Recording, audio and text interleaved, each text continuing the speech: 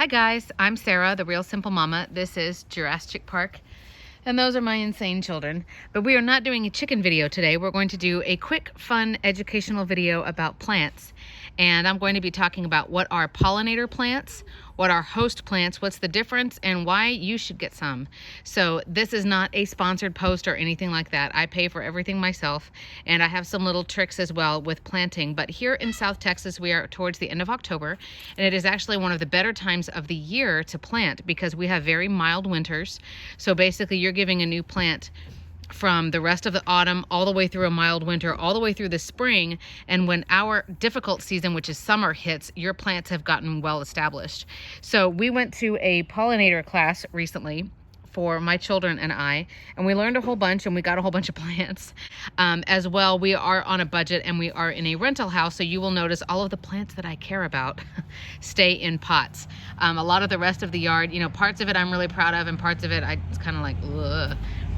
Because this is a rental house, and I'm not dropping money into a property that's not mine. So let's talk real quick about the difference between pollinator plants and host plants, and then I'll give you some examples of each. And you definitely want some of these in your garden.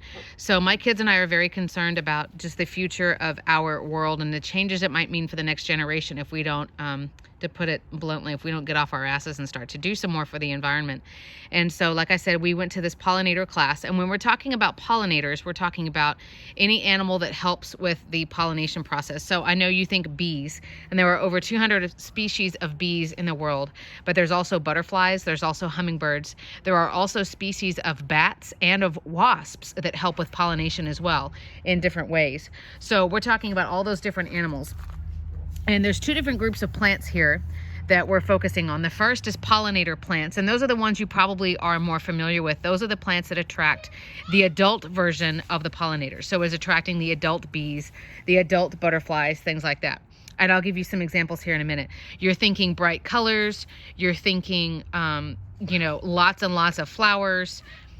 There are pollinator plants that, for example, again, I'm in South Texas. So there are pollinator plants that will bloom in the spring. There are some that will bloom in the summer. There are some that will bloom in autumn. And then there are some that will bloom all of those seasons. So you kind of have a rotation going. So that way, anytime a pollinator comes through your yard, they have something that they can do. The other thing that I wasn't really aware of is there are a different set of plants that are called host plants. And the host plants are for the butterflies in particular to lay their eggs. And for them, basically for when the caterpillars hatch, the caterpillars have something to eat. Not the same as a pollinator plant where they're coming and getting the pollen and the nectar. You're literally giving the baby caterpillars something to consume. Okay, so you're basically thinking about what different plants can I have for all of the life stages, in particular of the butterfly. But of course, pollinator plants, we're talking about all different kinds of pollinators. Okay, so let's talk host plants first. And the main host plant that I have here, there are two of them, and I'm going to get closer, and they're called butterfly weed. Butterfly weed is one of the more popular ones here, and you can always use an app like iNaturalist or Google Lens. I even am on master gardener groups on Facebook where you literally take a picture of a plant, you're like, what's that? And people will say, oh, well, it's this, and it's in this genus, and this is its Latin name, and blah, blah, blah, blah, blah. And my grandmother had one, and so you can learn all kinds of stuff for free. You can also, I've said this in a few other plant videos, but you can also just take a leaf or a bloom or something to either your local nursery, or I've even had people at hardware stores that can sometimes ID, and you just take it, label it, put it in a bag with like, okay, this is the plant over on, this corner of my property or on the east side of the house or whatever, and they can usually identify it for you. So this is a butterfly weed, and it's called that because it's great for the butterflies. And a lot of people will say, oh my God, I have these caterpillars on this plant of mine, and they're like eating it, and what do I do? And it's like, no, that's what they're supposed to do. So you are getting a host plant because you are trying to help the baby, the immature stage of the butterfly. I think a lot of people, at least around where I am, everybody loves the butterflies, everybody loves the pollinators, and they want the big, beautiful flowers, and they want all of those things.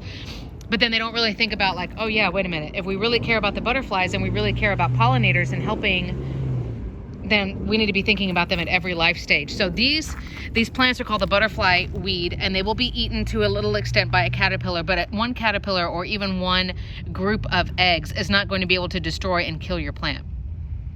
So butterfly weed, you'll see butterflies on them And they can certainly go to the flowers. You can see I've got flowers that are like budding on that one right there.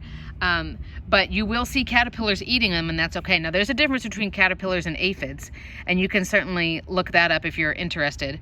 And the first pollinator plant that I'll show you that I've got them everywhere. They're here, I've got them in pots. There's two right there in those pink pots. It's the thin plant up there. Then I have them all around the property. It's called Salvia, and Salvia is amazing. It's one of the best plants that you can plant down here, at least in the South Texas area. And look at what garden zone you're in. I want to say we're between zone 4 and 5, but I don't remember. But that'll really help you.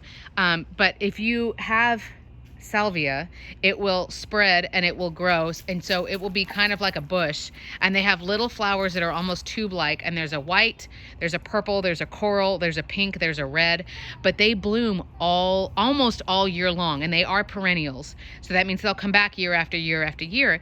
But they're one of the few that will bloom from spring through summer and through fall. So especially getting into fall, you know, these are young little plants that may not make it more than a year, because that's just the nature of the plant. But salvia grows for a really, really long season, for years and years and years. The other pollinator plants that I have here, and again, these are specific to South Texas, but look around, get some garden books, go on, there's tons of websites. There's Texas A&M has a website. You can look up master gardeners, master naturalists. There's all different kinds of places where you can look, and this is all free. So my hibiscus, I have a tree, and then I have 2 bushes over there. If you've seen my other videos, you've seen the ants and the aphids, the ants farming the aphids there. This is a Mexican bird of paradise, or the pride of Barbados, and it just lost its bloom, so it's preparing to seed right now. But that's another plant that, I mean, you plant it, you take care of it, and it'll grow like crazy. This plant is mist flower. Let me get to focus here. Whoop. And it is just really beautiful and really delicate. We had multiple monarchs and bees on it the other day. So this one, and then the one second from the end, those are red acanthus, and they have a fire red bloom, another long tubular bloom that's really easy for animals like hummingbirds to really look for. And then the last 2 that I've got, there's one here and one here. This kind of more of a crawling or trailing plant. I believe this one is blue verbena, and this is the one that I need to check, because the pictures I've seen of verbena don't look exactly like this one. So not a strong stem, not upright, but I mean, if you've got a flower bed, you could certainly plant these in layers. So I'm thinking far back in the flower bed against my house, I could plant the ones that are tall, right? And then you can plant stuff like blue verbena up in the front, so you can actually have layers. So a couple of other suggestions real quick. I will, again, say some of those resources. iNaturalist is a free app. Essentially, you take a picture of something, and the app will do an auto scan of what it thinks it is, but then you basically also upload it to the community, and people can chime in and say, oh, that's what I have, or that's this, or that's this. And you can look on the map to see where there have been other sightings, or where there's more. You can say if you found it in your yard, or if it's wild, all that kinds of stuff. So that's iNaturalist. You can also use Google Lens, which isn't really its own app. It's sort of like a shortcut to Google image search, but you basically, on your smartphone, you make it like a little icon, so it's like its own app, but really it's just a shortcut to Google image search. You can do that as well, to where you're taking a picture and you upload it, and then it basically scans the image really quickly and pops up with similar images, so it helps ID stuff for you. Like I said, you can also look up master gardeners or master naturalists. You can look up botanical garden groups for your city. And like I said, if you need to, you can physically take leaves into your nursery or your hardware store and just be like, what's this? And they should be able to help you. And a couple of other things real quick. I'm doing this video, in our autumn, almost autumn, and we are, in Texas, so we do have some freezing. Usually our really, really cold temperatures don't come until February. But I'm putting my little babies in pots for a while, because then I have more control over keeping them from freezing. Because I love my plants and I don't want them to die, I am keeping them in pots, And I have a little greenhouse that I ordered on Amazon. Once winter hits and I pull it out, I'll show you. It's basically like a pop tent, but it's a greenhouse. So it has zipper sides where you can keep it open or closed for air circulation, but your plants are staying in the warmth. And I mean, and they'll have condensation going on the inside. Like, it's really cool. And it's just like a pop tent greenhouse, and then you put it away. And so I'm keeping all of my pots in there. I also will suggest, especially if money is tight, you know, of course, look for something that grows well in your area, for your neck of the woods, your part of the world.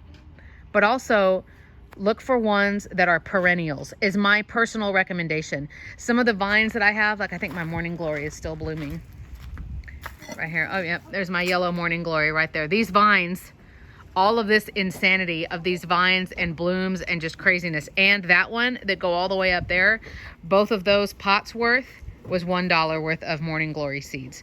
But I won't spend a lot of money on annuals. An annual plant is usually a flower or a vegetable, and that plant, basically, it means it's going to live for 1 year and then it's going to die. Doesn't matter how well you take care of it, you do everything exactly right, it's totally perfectly healthy, it's still going to die after 1 year. That's just the lifespan of the plant. So don't be offended when your tomato plant dies, your squash vines, you know, my morning glories, things like that. They're going to die at the first freeze if you haven't already ripped them out of the ground or cleaned the pot out. So I spend my money on perennials because they're going to last for years and years. So the suggestions that I would have are keep them in pots. And that way you've got mobility, you know, especially if you're in a rental house or you're in an apartment, or I don't know if I want to plant this here in the ground or maybe over there or maybe over there, or I don't know how much sun it's going to want. Then you certainly have maneuverability as far as that's concerned. And then, like I said, I don't spend a lot of money on anything unless it's a perennial. If it's something that's just going to die in 1 year, I won't buy a whole bunch of hanging baskets of stuff. Those are petunias, those purple ones there under the tree. So I'm hoping they'll last for a while. So I can move these wherever I want. If they look like they're not happy, I can move them out into more sun, less sun, whatever. I can put them all in my greenhouse. I'm going to collect all of my pots and put them in my greenhouse. And then certainly, like I said, I don't spend a lot of effort on something that's just going to die in one season, even when I'm really good to it. Just some suggestions, but the emphasis of the video here was helping you get some pollinator plants and some host plants because you need both. And I'm hoping that these plants will last for a while. We'll have to see.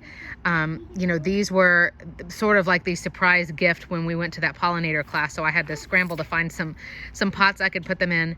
But you've got the host plants that are essentially for the butterflies to lay their eggs and for the caterpillars to eat. And for some, like for the monarch, they will only use one plant. There's another plant, I haven't gotten one yet, called a milkweed.